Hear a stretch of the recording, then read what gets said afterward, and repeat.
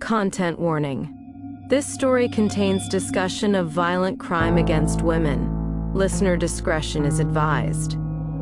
Between 1986 and 1991, in the rural outskirts of South Korea, 10 women were murdered. They ranged in age from teenagers to grandmothers. The attacks were deliberate, methodical, and for years the killers seemed untouchable.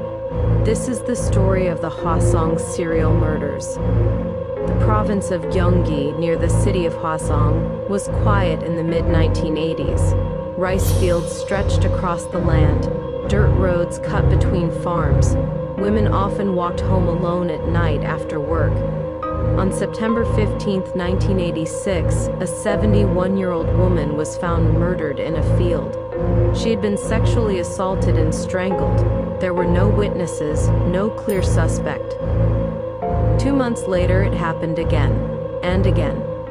The pattern became undeniable. The killer targeted women walking alone at night, often during rainy evenings. He bound them using their own clothing. He strangled them. In some cases, he left personal items arranged carefully near the body. The crime scene suggested planning, patience, and control. Panic spread through the region. Women traveled in groups. Curfews were unofficially observed. Police deployed hundreds of officers to patrol fields and roads. But forensic science in South Korea at the time was limited. DNA analysis was not yet widely used. Evidence was mishandled. Witness accounts conflicted. And as the bodies continued to be discovered, frustration mounted.